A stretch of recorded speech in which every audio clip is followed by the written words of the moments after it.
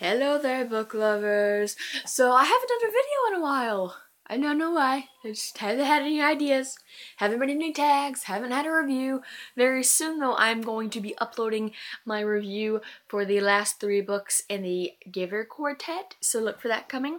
But today I'm going to do the Reader Problems book tag because we all know there are plenty of problems that we readers have to deal with.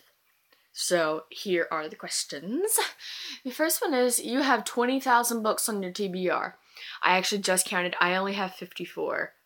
What? Okay, no. How in the world do you decide what to read next?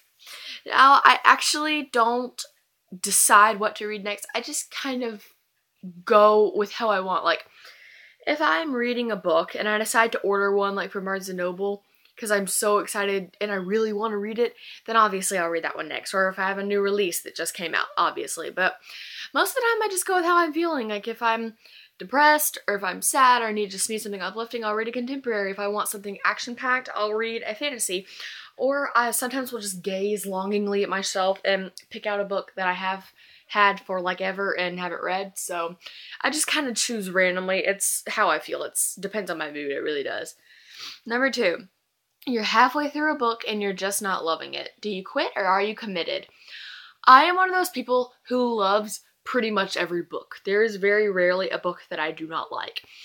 But it kind of depends. If the book is really popular and I really want to read it, like everyone's been recommending it and it's all over Goodreads and all over BookTube, then I will be committed and keep going. But if it's just a stupid random book that I picked up and it sucks, and I'm just going off my really bad taste, then yeah, I'll put it down. But I'll most of the time try and persevere because I pretty much only read well-known books. I know that sounds ignorant, but it's true. And I love, if someone else likes it, there's a 99% chance that I will like it too, so. The end of the year is coming and you're so close but so far away on your Goodreads reading challenge. Do you try to catch up and how? Well, of course I'm going to try and catch up right now. It says I'm 7 books behind, and I'm just like, why? I think I've read, 60-something of 80? I put 80 down, but to be fair, I put that down in, like, May. I was like, I want to read 80 books starting from May, so I missed out a lot. I'm going to restart again next year, but I'm absolutely going to try. I'm going to be marathoning and just reading as much as I can over our Thanksgiving break and over Christmas break, and I will get this done. I'm going to try so hard. You have no idea how bad I wanted to do this. I actually plan tonight to stay up really late, finishing the book I'm reading right now, and then starting another one, and then I'm trying so hard. You have no idea.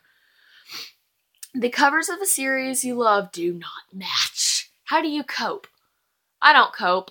I will buy another one, or I will wait to buy it until I can get the matching one. It really sucks too, because if you're like reading a series, you just finished book 2 and book 3 just released, or just gonna release in like 2 days, and you bought the first 2 books in paperback, it always releases in a hardback, and then it doesn't come out paperback until the next book is released the year later, so then it's like horrifying. Like my Lunar Chronicles, oh my gosh. Cinder and Scarlet are in paperback and Cress is in hardback, and it physically pains me. I can't even look at it. So I really want my covers to match, whether in edition, and they're like all, like at the edition matches, yes, but for me, I find it's mostly hardback to paperback, and oh, I hate it so bad. If I can, I will like go to the library and get it and then wait for it to come out in paperback so it matches, or like borrow it from a friend or something. But other times I just can't wait and I'll buy it like Cress, but oh, I hate it so bad. 5. Everyone and their mother loves a book you really don't like. Who do you bond with over shared feelings?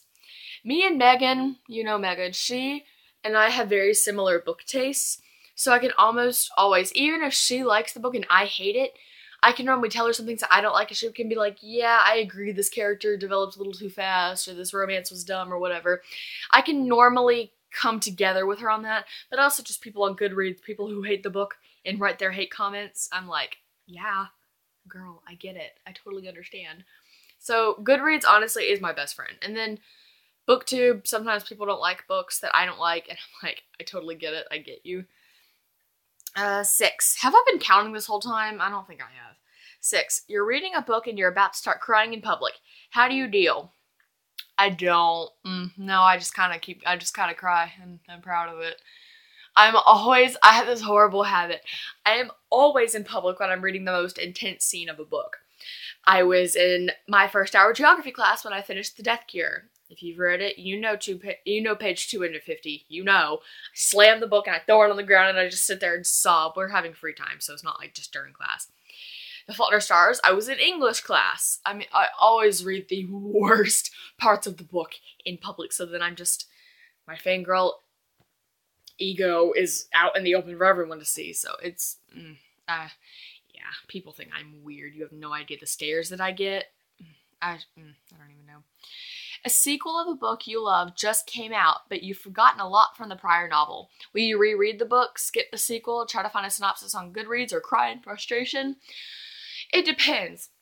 If it's a book that I've been waiting a really long time for, there's a chance that I'm late on the bandwagon, because I normally am, that I just read it and I don't have that long to wait, so I've already read it. Like, I read it recently, so I don't need to reread it. Sometimes I will skim. I don't even think this has actually happened to me. Is not really, except for the thing I just got the other day. I got the sequel to The Princess and the Opal Mask. The sequel is called The Opal Crown.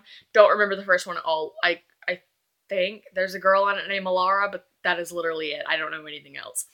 So those are on my TBR this month. I'm gonna marathon those two, because the second one just came out, and I'm going to try and do that because I don't remember anything. So reread in Goodreads. You can always find detailed synopses in reviews that can, help you. So, not Goodreads. You do not want anyone borrowing your books. How do you politely tell people nope when they ask? Now, honestly, I don't mind loaning out my books if it's someone I trust, like to my really close friends. Like Megan, I'll give her all of my books, and I know I'll get them back on time, and they'll be perfect. Anna, I can also count on her because she likes books too.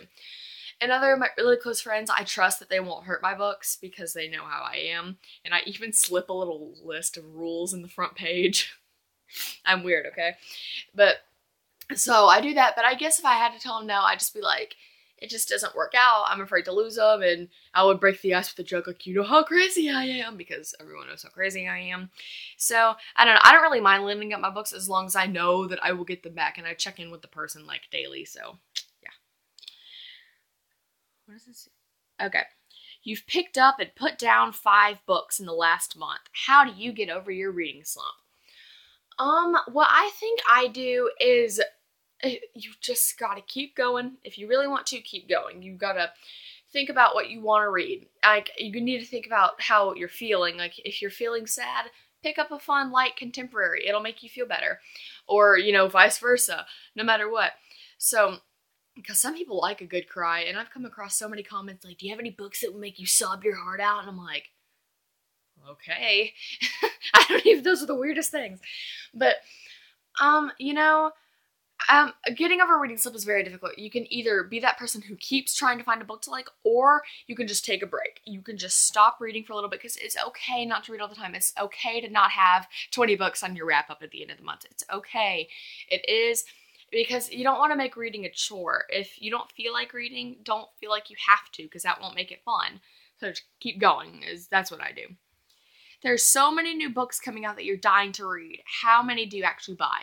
All of them. I don't actually have very many releases that come out at the same time, so this actually hasn't been an issue for me, but I will absolutely buy them all at the same time. Like, if I've been waiting for this, of course I'm gonna buy it.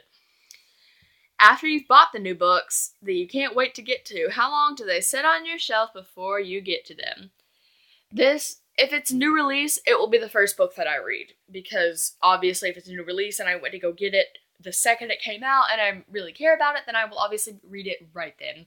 But if it's just some book that I went to like Barnes & Noble and I got a little handful of books and I'm like, oh, I'm gonna start this today, and then like 6 months later I'm like, oh, I remember when I bought you, and I still haven't read it.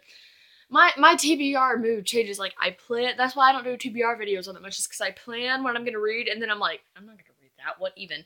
So, like, if it's a new release, I will absolutely read it the second I get it. That's just how I am. That's just who I am. Does anyone else watch Disney Channel? Yeah. So thank you for watching this video, everyone. That was the reader problems tag, and I hope you enjoyed that. And tell me down below some of your answers to these questions. Yeah, these are questions.